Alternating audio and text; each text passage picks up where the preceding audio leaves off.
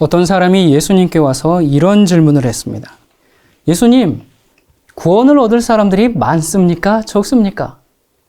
이 질문은 시대가 바뀌고 문화가 다르고 인종이 달라도 모든 사람들이 여전히 동일하게 질문을 하죠. 이 질문에 예수님께서 이렇게 대답하십니다. 마태복음 7장 13절, 14절. 좁은 문으로 들어가라. 멸망으로 인도하는 문은 크고 그 길이 넓어 그리로 들어가는 자가 많고 생명으로 인도하는 문은 좁고 길이 협착하여 찾는 이가 적음이니라. 여러분, 우리는 이 세상을 살아가면서 자주 인생의 갈림길을 만나죠. 갈림길에서는 어느 길인가를 선택해야 됩니다. 반드시 어느 한 길을 선택하고 그 길로 가야 됩니다. 우리는 세상을 살면서 이런 인생의 갈림길 앞에서 아주 중요한 결단을 해야 되는 그 선택의 기로에 자주 서죠. 그래서 우리의 인생은 나의 그 선택들이 만들어낸 그 결과물입니다. 우리 로마 제국의 핍박으로 순교를 당한 초대교회, 또 교황청의 박해를 펴서 참된 신앙을 지키기 위해서 피난 생활한 개혁자들, 신앙의 자유를 찾기 위해서 고향과 나라를 떠난 청교도들, 모두 좁은 길을 갔던 믿음의 선배들이죠. 가톨릭이 온 세상을 다스리던 그 1000년간 5천만에서 약 1억 명의 사람들이 순교의 피를 흘렸습니다. 성경을 소지한 죄, 미사를 거절한 죄, 죽은 사람을 위해 헌금을 드리지 않은 죄, 연옥을 믿지 않은 죄, 말도 안 되는 제목들이지만 그 당시에 살던 사람들은 진리에 순종하기 위해서 타협보다는 차라리 생명을 바쳤는데, 여러분은 그런 행위에 대해서 어떻게 생각하십니까? 너무 고집스러운 신앙이라고 생각하십니까? 아니, 마음으로는 올바로 믿고 겉으로는 가톨릭이 원하는 대로 신앙하면 안 됐을까? 아니, 어린아이부터 노인에 이르기까지 그렇게 죽어가야만 했을까? 하나님, 제 마음 아시죠? 저는 하나님을 믿어요. 하지만 그러면서 적당히 타협하면 안 됐을까? 충분히 이렇게 생각해 볼 수가 있습니다. 그렇잖아요? 아니, 처자식을 생각해야지. 그래서 순교자보다 훨씬 더 많은 사람들이 참 신앙을 버리고 교황을 섬기는 길로 나아갔습니다. 좁은 길보다 넓은 길을 선택했습니다. 어떤 사정에 의해서 그런 선택을 했든지 간에 하나님은 공의로우신 분이기 때문에 순교자와 배도자를 동일하게 취급하지 않으실 겁니다. 순교자들은 생명의 부활로, 배도자들은 심판의 부활로 나올 것입니다. 마지막 때도 똑같습니다. 내가 짐승의 표를 받는다고 해서 하나님을 배반하는 것은 아니에요. 마음으로는 하나님을 섬겨요. 마음이 중요하지 형식이 중요한가요? 믿기만 하면 되잖아요. 나는 예수님을 나의 구세주로 믿습니다. 나는 창조주 하나님도 믿어요. 아니, 그러니 내가 굳이 이렇게 짐승의 표를 거절해서 어려움을 당하는 것은 주님 뜻이 아닐 거예요. 그렇게 유별나게 신앙을 고집하다가 개죽음 당하는 것은 하나님도 원하시는 바가 아닐 겁니다. 하면서 배도의 길로 가게 되겠죠. 매일매일의 선택이 나의 인생을 결정하고 그 매일의 선택이 결국 우리의 그 영원한 운명을 좌우하게 됩니다. 예수님은 두 길이 있다고 했죠. 하나는 좁은 길이요, 다른 하나는 넓은 길입니다. 또 그 길을 들어가는 문도 두 개가 있습니다. 좁은 문과 넓은 문. 그리고 그 결과도 두 가지가 있습니다. 영생과 멸망. 이 세상에 사는 모든 사람에게 좁은 길과 넓은 길을 선택할 수 있는 기회가 제공됩니다. 어떤 사람들은 넓은 문을 선택해서 그리로 들어가서 넓은 길로 가다가 멸망하고, 어떤 사람들은 좁은 문을 선택하고 좁은 길을 가다가 영생을 얻는다고 주님이 말씀하십니다. 이 초대교회와 중세시대 그 순교자들의 모습을 생각해 볼 때 하나님께서 오늘날 우리에게 바라시는 것이 무엇인지 우리는 아주 분명하게 알 수가 있습니다. 하지만 우리 자신을 볼 때 순교는커녕 도망가지는 않으면 아주 다행일 것 같은 그런 걱정이 생기죠. 여러분, 걱정하지 마십시오. 하나님께서는 지금 우리 삶 속에 시련과 십자가를 통해서 우리를 성장시키고 또한 매일 매 순간 작지만 옳은 것을 택하는 그 믿음의 결정을 통해서 우리를 믿음의 그 거장의 자리에 오를 수 있도록 단련시키고 계십니다. 미래에 내가 어떻게 될 것인가 그걸 걱정할 것이 아니라 오늘 내가 좁은 길을 가고 있는지 그걸 확인해야 됩니다. 우리 예수님께서 십자가에 못 박히실 시간이 임박했을 때 이제 폭도들이 예수님을 잡으러 오기 전에 주님은 어떻게 하셨습니까? 기도로 씨름하셨어요. 그 마음 가운데 있는 그 투쟁과 싸워서 승리하셨습니다. 그리고 나서 이제 그 결과 폭도들이 나타났을 때 주님의 마음엔 평안이 있었습니다. 예수님이 겪으셨던 이런 장면을 우리도 겪어야 합니다. 우리가 짐승의 표를 받지 않고 참된 신앙을 고수한다면 우리를 재판에 넘기기 위해서 성난 그 민중들이 몰려올 겁니다. 한 번도 본 적이 없던 사람들이 공갈 협박과 각종 무고를 통해서 법정에 넘겨주게 될 겁니다. 우리의 그 억울함을 변호해 줄 사람이 아무도 없습니다. 변호사 없이 재판을 받습니다. 우리의 이 제목이 이 사람은 국가의 법을 무시하고 하나님을 경배했습니다. 이런 이유라면 억울하지도 않죠. 그냥 장렬히 순교해버리죠. 뭐가 문제겠습니까? 그런데 예수님을 어떻게 했습니까? 정신병자라고, 귀신 들렸다고, 하나님을 모독한다고, 이단이라고, 창녀들과 어울린다고 그렇게 고소했던 자들이 있었죠. 예수님 공생애 내내 따라다니면서 괴롭혔어요. 언제까지요? 언제까지 괴롭혔어요? 자기들의 분이 풀릴 때까지. 근데 언제 풀려요? 예수님이 죽을 때까지. 저 자기를 하나님이라고 하는 저 사이비 교주 예수가 창녀들과 어울린다. 이 소문은 삽시간에 온 동네에 퍼졌습니다. 저런 자가 무슨 제정신이 아니구만. 그들이 보고 싶은 것만 보기 때문에 예수님의 사역이 전혀 이해되지가 않았죠. 우리의 미래도 이와 크게 다르지 않습니다. 어쩌면 돈에 매수된 여자들이 저 사람이 나를 성폭행했어요. 그렇게 할지도 모릅니다. 본 적도 없는 사람들이 미투로 고발하고 그럴지도 모릅니다. 이 사람은 불법 성매매를 하던 사람입니다. 예수님의 입장이 딱 그랬습니다. 우리를 잡을 때 각종 무고로 고소하고 그것이 사실이 되어서 형벌이 집행될 겁니다. 주부들이 몰려와서 저 여자는 남자들한테 꼬리치고 여러 가정 파탄낸 꽃뱀이다. 우리 남편과 가정을 지키기 위해서 저 여자를 법정에 보낼 필요도 없이 돌로 쳐서 죽여야 합니다. 그런 일이 생길지도 모릅니다. 왜요? 하나님을 올바로 경배하는 그 사람들을 너무나 싫어하기 때문에 허위 사실로 사회적으로 도덕적으로 완전히 매장하는 일이 발생할 수가 있습니다. 나는 그저 맞기만 했는데 때렸다고 폭행죄까지 가중될 수가 있습니다. 아무것도 아닌 사소한 일이 파렴치범으로 확대 과장돼서 재생산되고 SNS로 삽시간에 퍼져서 신상털기 마녀사냥을 당하면서 하지도 않은 말을 했다고 하고 하지도 않은 일을 했다고 모함할 때 정말 억울하죠. 기가 막히죠. 그런데 예수님의 생애가 그랬습니다. 그래서 우리도 견뎌야 합니다. 지금 견디는 연습을 해야 합니다. 그거 자꾸 해명하라고 들지 말고 우린 예수님께 가서 주님도 얼마나 힘드셨습니까? 주님 그때 어떻게 견디셨나요? 저를 도와주세요. 저는 우리 교회에 이런 분들만 있게 되기를 간절히 소망합니다. 이 사람 저 사람 붙잡고 나 억울하니까 내 얘기 들어달라고 내 편 대달라고 그렇게 하지 말고 주님 앞에 절규하면서 주님께서 주시는 그 위로와 안식과 화평을 찾는 사람만 남아있게 되기를 바랍니다. 그 사람들이 결국 끝까지 살아남을 사람들입니다.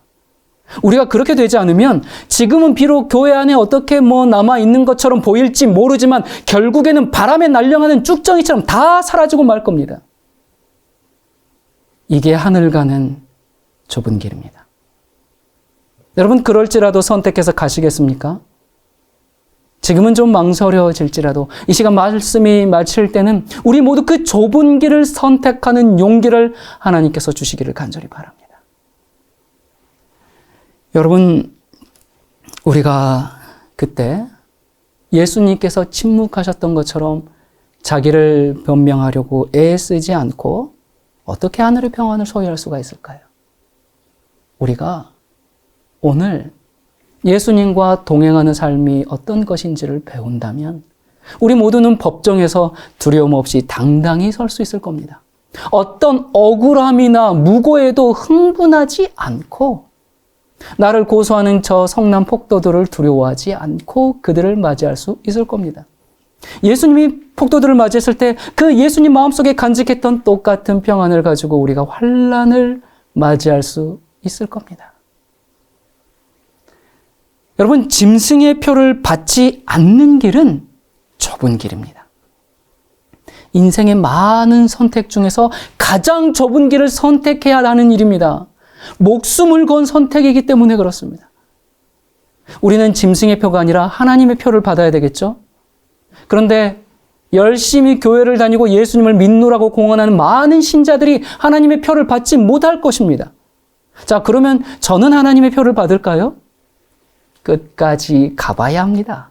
제가 좁은 길을 계속 간다면 표를 받을 겁니다. 여러분, 오늘날 다른 사람들에게 진리를 가르치는 목사, 교사, 수많은 사람들 가운데 믿음이 좋아 보이고 신실하게 보이는 그런 사람들일지라도 하나님의 인을 받지 못할 사람들이 많이 있을 겁니다.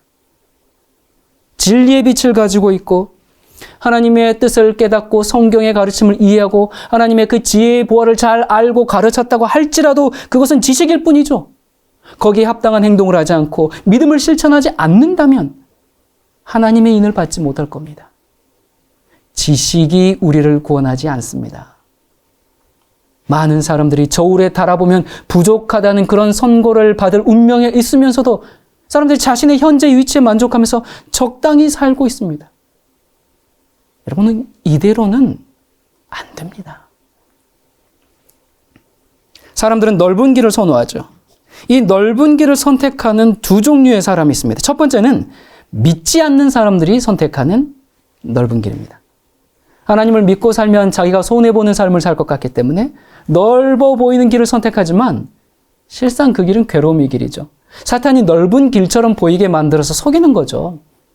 예수님 없는 삶처럼 비참하고 허무한 인생이 없는데 겉보기에는 재밌는 일이 많은 것 같고 즐기면서 그냥 자기가 하고 싶은 것을 마음대로 하면서 살 수 있을 것 같은 그런 착각에 많은 사람들이 선택하는 그런 길입니다.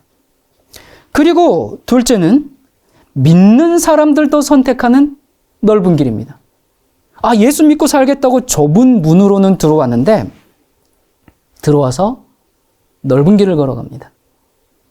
오늘날 기독교의 모습이 이렇죠? 여러분, 예수님 믿는 것이 좁은 길입니까?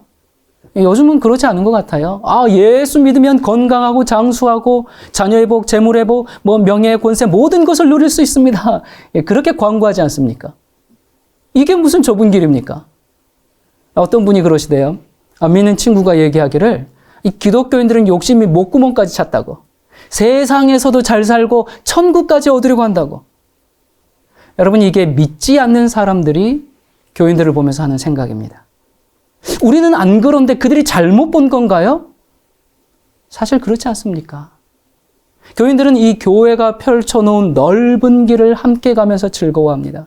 많은 사람들이 걷는 길이니까 걷기가 편하고 여러 사람들과 걸으면서 교제를 나눌 수 있으니까 심심치 않고 다수가 그 길을 가는 것을 보니까 안심하면서 걸어갑니다. 그래서 사람들이 교회에 와서 넓은 길을 선호하죠. 애초에 예수님을 믿는 길이 좁은 길인지조차도 모르고 예수님을 믿습니다. 그래서 조금만 길이 좁아지고 거칠어지면 더 넓은 길을 제시해주는 교회를 찾아 옮기거나 신앙을 떠나버리게 되죠. 반면에 예수님을 믿고 좁은 문으로 들어와서 좁은 길을 가는 사람들도 있습니다. 좁은 길은 걷기에 불편하고 위험할 수도 있어요. 찾는 사람이 별로 없으니까 폭넓은 교제도 안 되고 무슨 일을 당했을 때 도움도 받지 못하고 외롭게 싸워야 할 경우도 있습니다. 그래서 좁은 길은 사람들이 별로 선호하지를 않아요. 그러나 예수님은 넓은 길로 가는 것은 멸망으로 가는 것이라고 말씀하셨죠. 넓은 길은 자신의 본성의 욕구대로 사는 삶이죠. 여러분, 인간은 본래 이기적이고 자기중심적이고 유격적이고 쾌락적이에요. 이런 본성이 나를 지배해버리면, 그 본성 아래 살게 되면 자기도 죽이고 남도 죽여서 모두가 멸망으로 들어갈 수밖에 없습니다. 자, 이 성경에서 말하는 좁은 길은 어떤 길인가? 이 로마서 8장 5절부터 좀 읽겠습니다.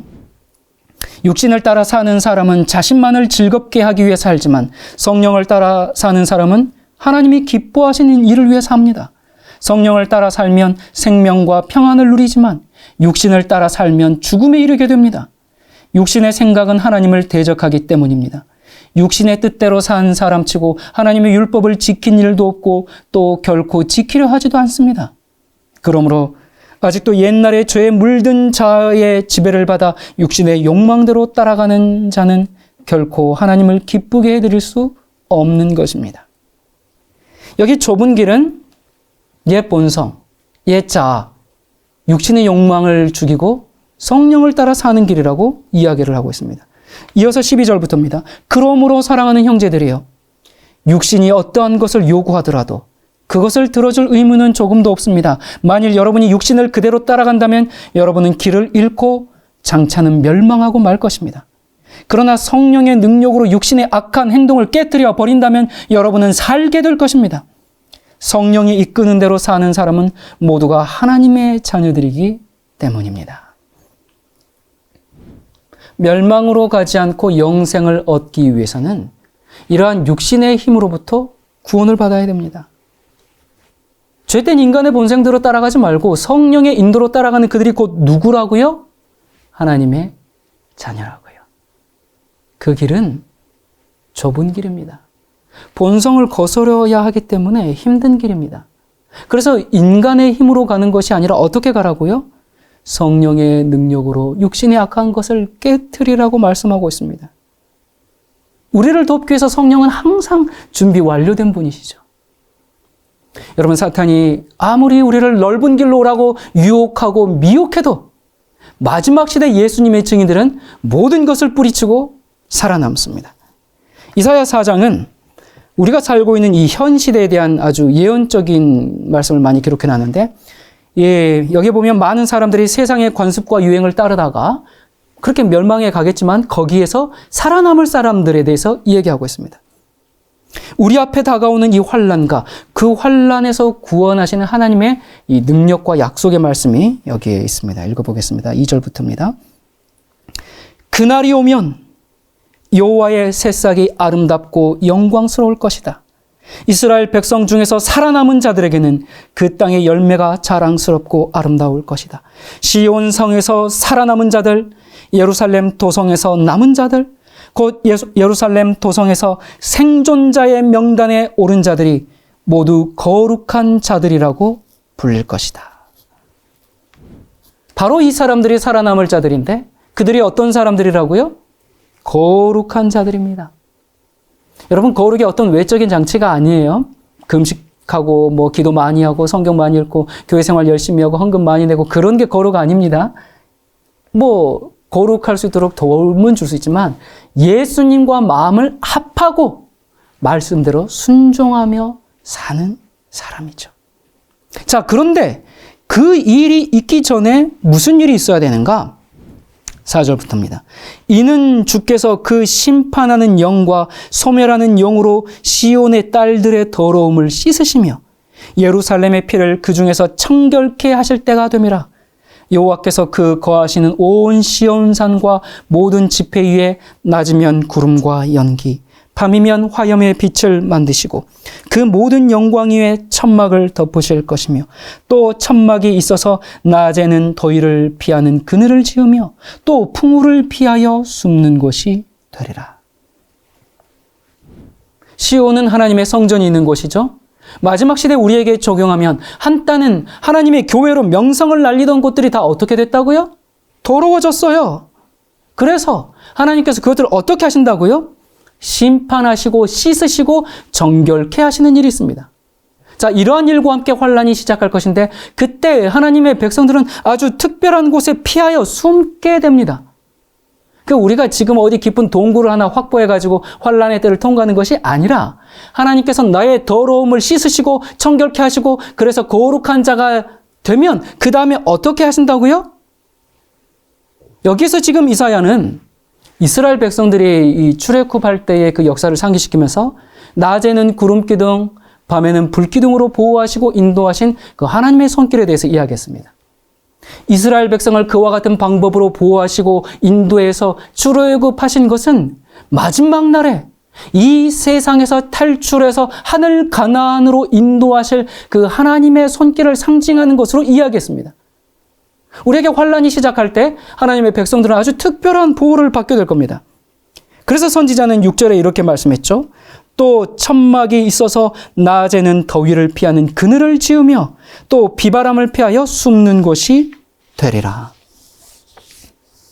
여러분, 이 이사야의 이 예언의 말씀은 인류 역사의 마지막 일꾼들이 악의 세력과 싸우는 이 최후의 전쟁에서 구름기둥, 불기둥으로 그 하나님의 백성에 대한 보호가 그치지 않을 것을 지금 약속하고 있죠.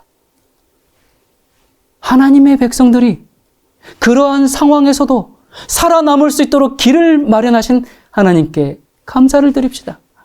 자, 이사야 4장을 한번 다시 봅시다. 이번엔 여러분들이 보다 더 잘 이해하실 거라고 생각됩니다. 자, 2절부터입니다. 그날이 오면 여호와의 새싹이 아름답고 영광스러울 것이다. 이스라엘 백성 중에서 살아남은 자들에게는 그 땅의 열매가 자랑스럽고 아름다울 것이다. 시온 성에서 살아남은 자들, 예루살렘 도성에 남은 자들, 곧 예루살렘 도성에서 생존자의 명단에 오른 자들이 모두 거룩한 자들이라고 불릴 것이다. 시온의 딸들에게 묻은 오물을 주께서 심판의 강풍으로 씻어주시고 예루살렘 성에 흘린 죄악의 피를 주께서 소멸의 폭풍으로 청소해 주실 것이다. 시온이, 하나님의 성전이, 오늘날 유명하고 영향력 있던 교회들이 어떻게 된다고요? 심판의 강풍과 소멸의 폭풍으로 오물들이 깨끗이 다 청소가 되면서 하나님의 백성들이 살아남는 자, 생존자가 될 것이라고 했습니다. 여러분과 저는 그때 살아남을 수 있을 것인가? 하나님께서 지금 오늘날의 교회를 이 모습 이대로 두지 않으시고 지금 어떻게 하시겠다고요? 심판하시고 씻고 청소하고 그렇게 해서 주님의 교회 남은 백성들이 모든 죄에서 정결케 되는 것을 묘사했습니다. 오늘날 정말 이 시대의 교회가 하나님의 명예를 땅에 떨어뜨리고 예수님을 욕되게 하고 있지만 교회가 그렇게 그냥 폭삭 망해버릴 것이 아니라 어떻게 된다고요? 청소가 된 후에 거기에서 살아남은 거룩한 자들이 예수님의 재림을 위해서 준비를 갖추게 될 것이라고 말씀하셨습니다. 그들 외에 나머지 사람들은 어떻게 되었어요? 오물을 씻을 때 다 씻겨 날아가 버렸습니다. 우리는 정결케 되든지 아니면 씻겨 나가든지 둘 중에 하나가 될 겁니다. 우리가 어느 쪽에 있게 될까요? 여러분, 이 땅에서의 삶은 하늘을 향해 가는 순례길입니다. 사탄이 우리를 하늘에 가지 못하도록 하기 위해서 아주 가만두지를 않죠. 우리는 매 순간 마귀와 싸워야 합니다. 싸우지 않으면 어느새 마귀의 밥이 돼가지고 마귀의 일을 합니다. 다른 사람을 비난하거나 편가르고 불평하고 죄를 탐닉하고 세상을 좋아하고 우리가 이것들을 저항하고 좁은 길을 계속하면 우리는 아주 극렬한 시험을 받고 또 고난에 넘겨지기도 합니다. 그러나 정말 하늘이 주는 그리스도의 평강이 보상으로 주어지죠. 요한복음 14장에 평안을 너희에게 끼치노니 곧 나의 평안을 너희에게 주노라. 내가 너희에게 주는 것은 세상이 주는 것과 같이 아니하니라.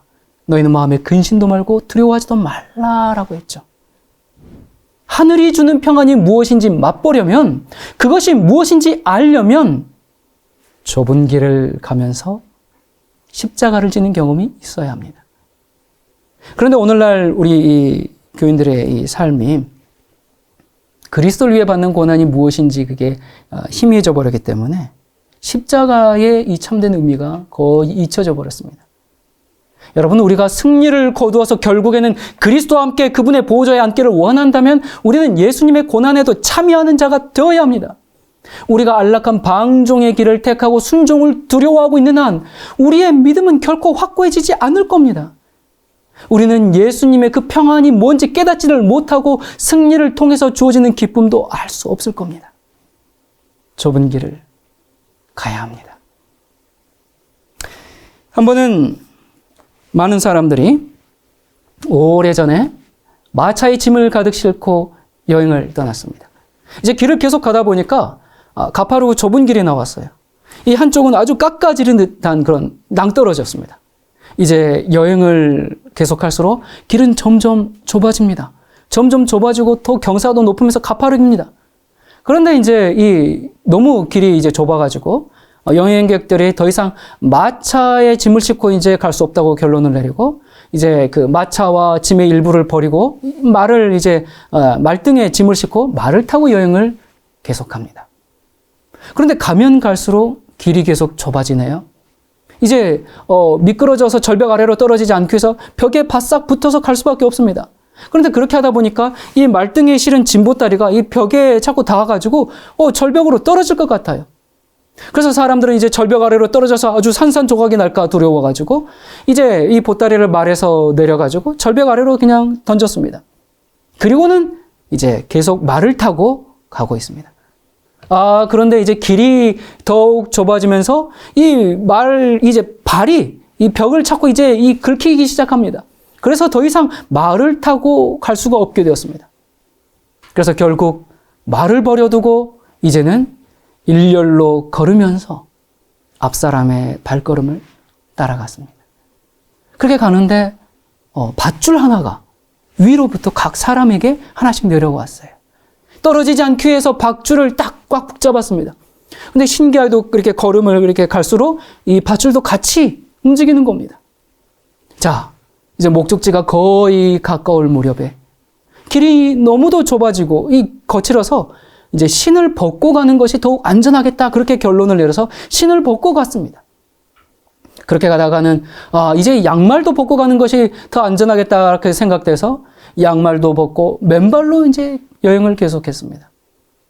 그렇게 가다 보니까 이 함께 여행을 출발했던 많은 사람들이 보이지 않는 거예요. 그들은 평소에 이 순종과 희생에 익숙하지 못한 사람들이었습니다. 그들은 지금 어디에 있는가? 그들은 행렬 가운데 없었습니다. 길의 상태가 변할 때마다 어떤 사람들은 마차와 함께 중도 포기하고 또 어떤 사람들은 말과 함께 포기하고 어떤 사람들은 많이 왔는데 맨발의 고통이 싫어서 떠나가고 말았습니다. 이제 목적지에 가까우자 절벽에서 떨어질 위험이 더 증가했습니다. 그들은 벽에 아주 바싹 붙어서 갔는데 길이 워낙 좁기 때문에 이제는 발을 땅에 붙일 만한 그런 여유조차도 이제 없었습니다. 그들은 이 밧줄을 꽉 붙잡은 채 정말 한 발 한 발 이제 아주 조심히 갈 수밖에 없었습니다. 그때 여행을 중단했던 그 사람들의 소리가 저 아래에서 들려왔습니다. 떠들썩한 축제의 소리도 들립니다.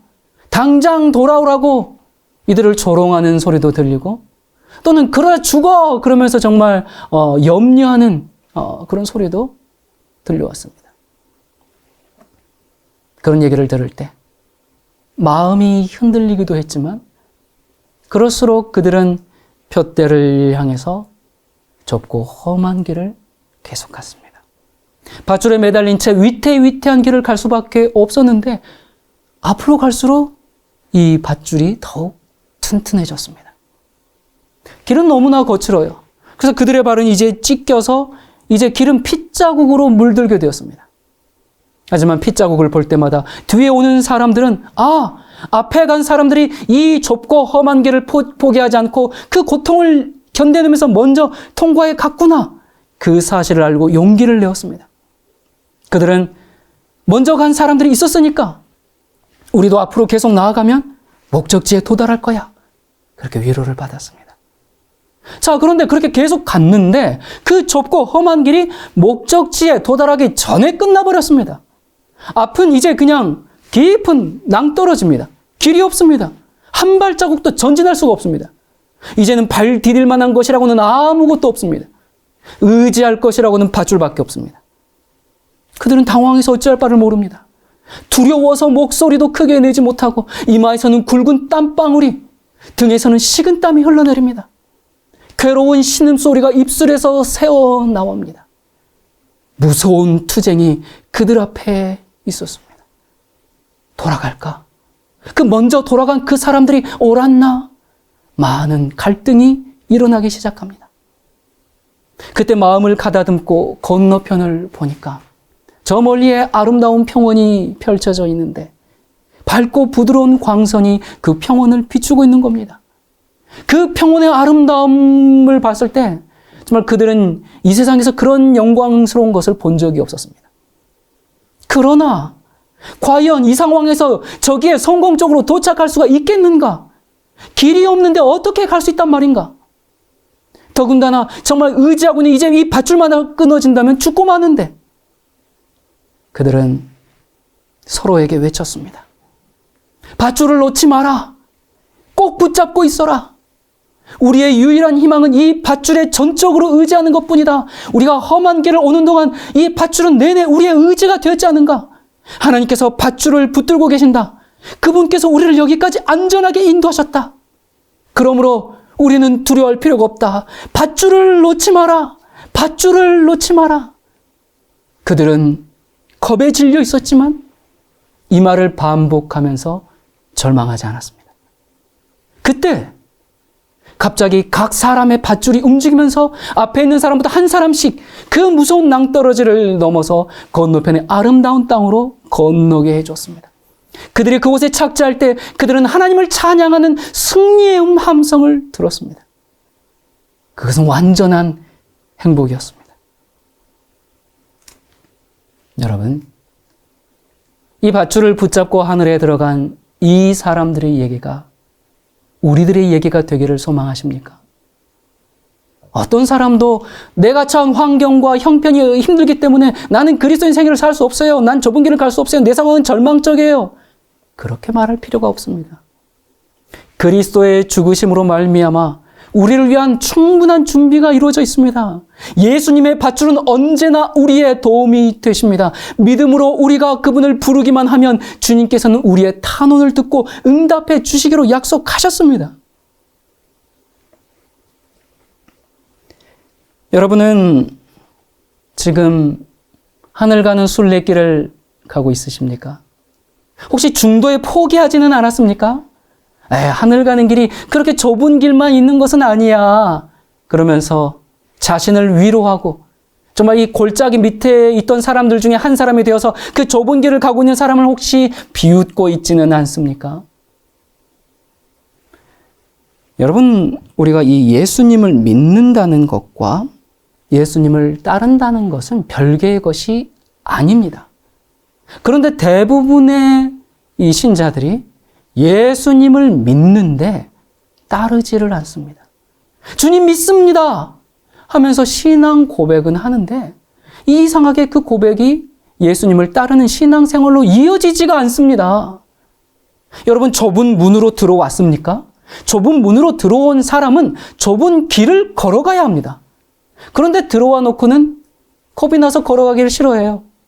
넓은 길을 기웃거리면서 그저 적당히 그냥 교회만 드나듭니다. 그렇게 세상과 연합하고 있는 교인들은 짐승의 표를 받기 위해서 준비하고 있는 겁니다. 좁은 문으로 들어왔다고 해서 영생이 있는 게 아니라 좁은 길을 가야 합니다. 예수님을 따르는 길이 왜 좁은 길인가? 왜 그토록 거칠고 협착한 길인가? 그 이유를 마태복음 16장에서 말씀해 주고 있습니다. 24절.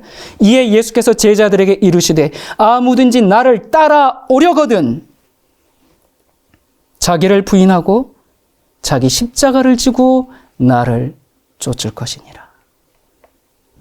이 길은 자기를 부인하고 십자가를 지고 가야 하는 길이기 때문에 그렇습니다. 자기를 부인하지 않으면 주님을 따를 수가 없다고 그렇게 말씀합니다. 자기를 부인한다는 것이 뭡니까? 넓은 길을 선택하고 싶지만 좁은 길을 선택하는 것, 그것이 자기를 부인하는 것입니다.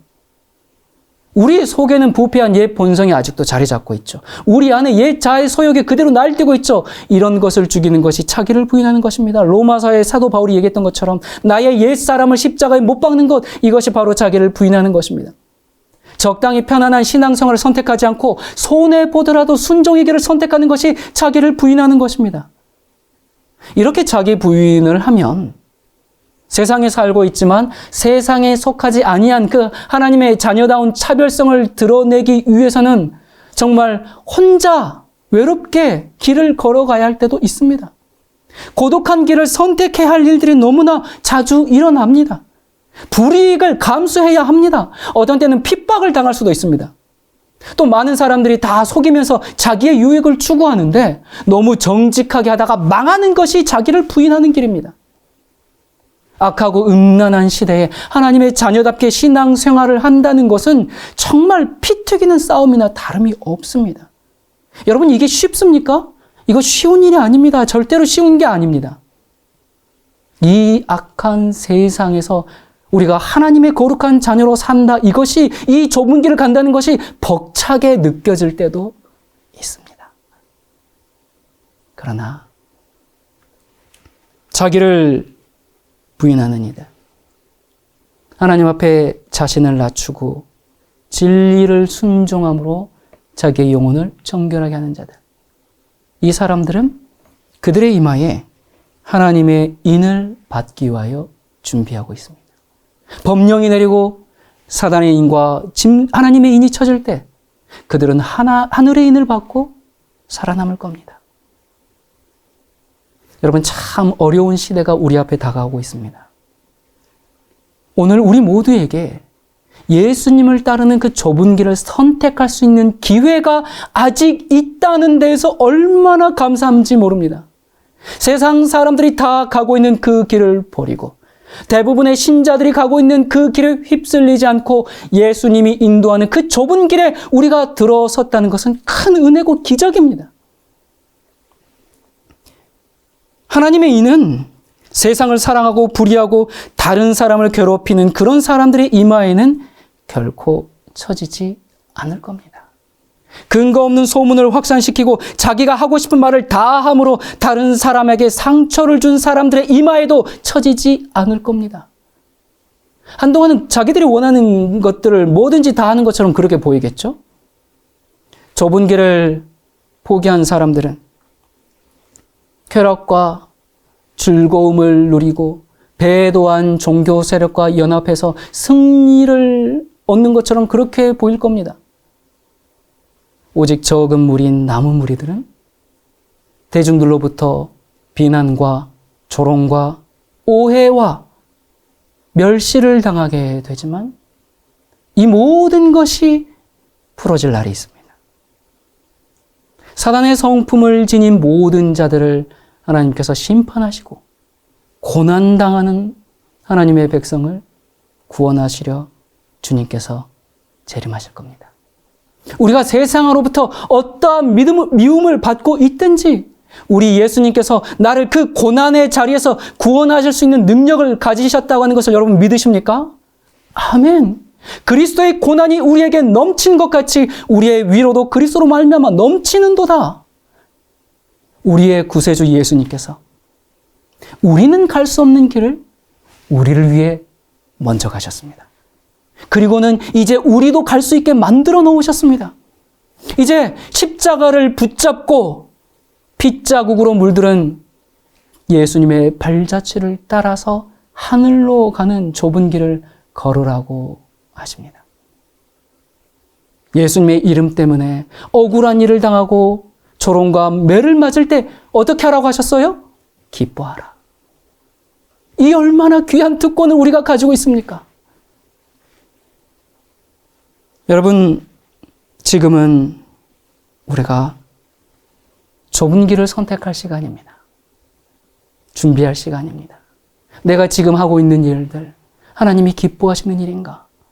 내 삶의 방향, 내 삶의 가치관, 내가 즐겨하고 좋아하는 것들, 이거 다 하나님이 바라시는 일인가?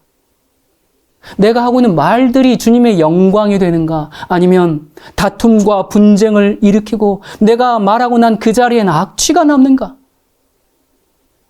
여러분, 얼마나 많은 사람들이 예수님을 믿습니다 하면서 입에는 불평, 불만, 비난만 입에 달고 살다가 멸망받을지 모릅니다. 정말 슬프게도 얼마나 많은 사람들이 이 세상에서 더 잘 살아보겠다고 그렇게 바쁘게 지내다가 그만 멸망을 받을지 모릅니다. 사탄은 모든 사람들이 이 영적 깊은 잠에 취해가지고 라오디게아 교회의 미지근한 상태에 머물러 있다가 다 멸망해버리기를 지금 바라고 있죠. 우리 앞에는 두 종류의 길밖에 없습니다. 길이 많은 것 같지만 아닙니다. 두 길입니다. 우리의 인생과 영생이 달린 이 중요한 선택을 대부분의 사람들이 겉만 좋아 보이는 길을 선호하면서 찾아갑니다. 호화로운 겉모양에 속아서 다 넘어갑니다. 그 결과는 멸망으로 인도되는 것입니다. 하지만 비록 겉으로 보기에는 초라하지만 좁고 협착한 그 길 끝에는 영원한 생명이 보장되어 있습니다. 예수님을 믿고 살기로 결심한 여러분, 하늘 가는 길은 좁은 길이요 힘들여 올라가야 할 비탈길입니다. 그러나 예수님께서 우리 앞서 가셨습니다. 예수님의 발자취로 하늘 가는 길이 마련되었습니다. 우리의 그 삶에서 진정한 기쁨, 우리 생에 만족을 주는 그 참된 기쁨은 우리가 예수님의 고난에 동참할 때 얻어지는 겁니다. 이렇게 할 때 예수님의 마음에도 말할 수 없는 기쁨을 주고 우리의 생에도 풍요로워질 겁니다. 비록 무겁지만 십자가를 지고 주님 따라가기를 기뻐하시겠습니까? 그렇다면 주님이 우리에게 영생을 주실 것입니다. 그날이 오기까지 절대로 포기하지 말고 우리 이 좁은 길을 함께 가시겠습니까? 기도하시겠습니다. 사랑이신 하나님 아버지, 하늘 가는 순례길을 밝히 보여주셔서 감사합니다. 우리 주님께서 이 시간에도 우리를 구원하시기 위해서 중보하시니 우리는 이 땅에서 예수님을 위해 담대히 서기를 원합니다. 우리는 이 땅에서 예수님을 증거하며 살기를 원합니다. 밧줄을 붙잡고 끝까지 살아남을 자들이 되기 위해 오늘도 순례의 좁은 길을 걸어가지만 이 길 끝에 계시는 주님을 바라보며 전진합니다. 우리를 넉넉히 구원하시는 예수 그리스도의 이름으로 기도드립니다. 아멘.